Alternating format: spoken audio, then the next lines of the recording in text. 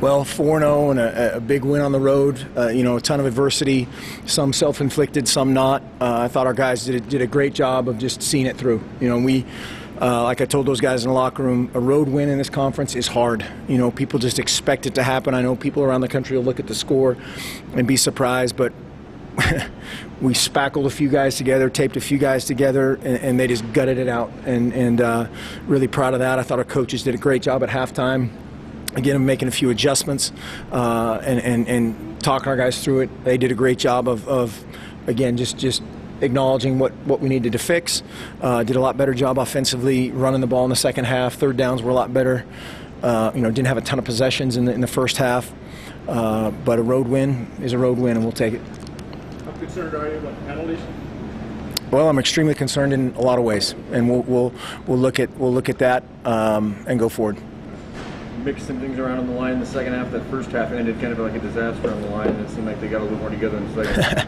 Yeah, I mean, we had about an 80-yard run that they did a great job of, and again, you know, there were some situations there that we overcame, but that's the sign of a bunch of mature guys that in a hostile environment, guys that have never played before, and not blinking, you know, and playing the second half. Not great, but much better, much more maturely. And sometimes it wasn't the new guy. You know, a lot of times when that happens at whatever position, somebody else tries to do, you know, too much, or somebody else's job, and so sometimes it was the veteran that, you know, maybe had the hiccup. But we'll correct it and move forward. What was your interpretation of Washington State ran the ball?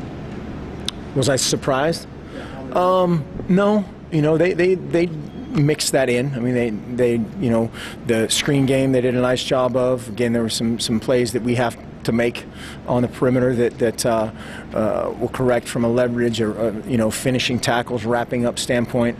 But yeah, I mean, you have to be ready for that. They had, you know, it was a pretty big tendency in one set that they were in, and I thought our guys identified that well, and we just got to get them down.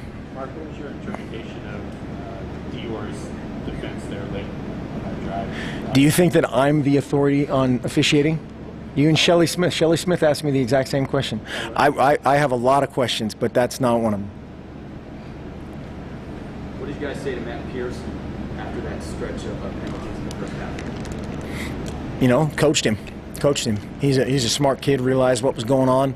Again, sometimes that's the guard and how they fit together. Sometimes it's the tailback, and coached him through it. What else can you say about Marcus? I mean, 5 TDs. I mean, every time you guys needed to play, he was going to be open. Yeah, I didn't even know that. I saw somebody just showed me the stats. I didn't know those 4 incompletions. Was it 4 incompletions? It's ridiculous. Ridiculous. That's a joke.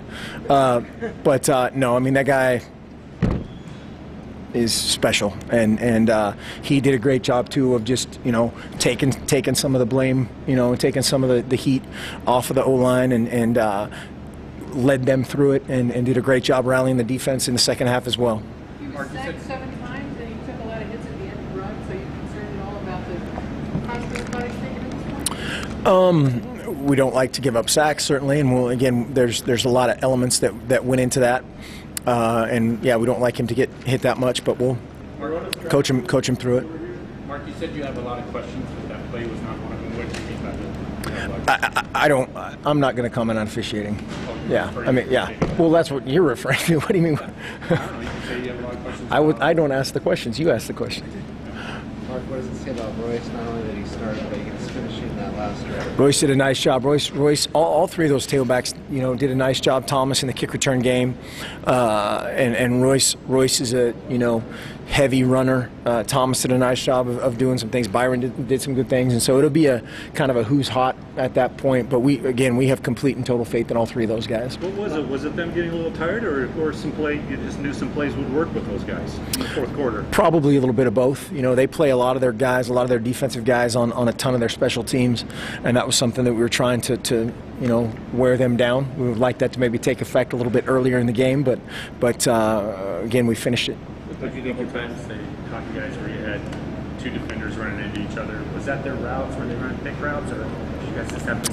Well, when 2 defenders run into each other, it's not a pick. It's either a miscommunication or an adjustment or an alignment. Communication, you know, is the the biggest key in there.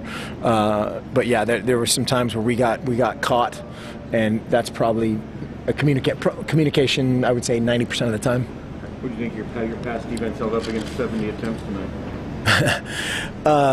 You know, again, it's pass defense, and then it just turns into space, and that's where we need to fit better and tackle better in space. And again, that's just a whole, you know, it's like an amoeba of adjustments of how you fit when the ball gets in space, and we just have to tackle better. After Wogan missed his first field goal, was it a difficult decision for you to send him out for the second one? No. You know, I thought he was doing a great job kicking off, and again, you know, a guy that we have a ton of confidence in, and you know, obviously, I guess that shows by sticking him in there. The other night where Devin made some huge plays, the long one, and then another kind of a short one where he makes the catch in the end zone. Yeah. I mean, Devin's a stud, and again, does a great job in special teams as well. I think there's some guys between Devin. You know, I'm gonna forget somebody, but all those guys have big play capability, which when, you know, it just so happens it was him on a couple of them tonight, maybe because they're over accounting for somebody else. Can you over account for somebody? Will this sort of win make you better down the road, being close in this kind of environment, as opposed to a 20-point win, 30-point win? Those are a lot more easier to handle. No, yeah, absolutely, and the fortitude that our guys showed, especially our young guys, when whatever happened, they got beat, you know, miscommunicated, whatever it was, they kept playing and they kept believing. Nobody panicked at halftime. You know, we were kind of, a couple guys were joking that you know, everybody was excited about a tie game, and we just kept playing. Last question. You guys completed at least 6 play action rollouts. That's something you saw that they would bite on those kind of things? Well, just how they were playing, that kind of opened up. You know, there was a ton of inside pressure they're basically trying to get 5 single blocks, you know, on guys, and the O-line and Marcus and the tailback did a good job of adjusting to that. Last question. Did you know? I'm going to stop. Did you know on that face mask penalty in the first quarter? Do you think that was a call-on? Because it was never announced to us. Did you ever get a I think it was Dior if it was the one on the sideline, but I'm not sure. Okay. I'm not sure. Dark too. Yep.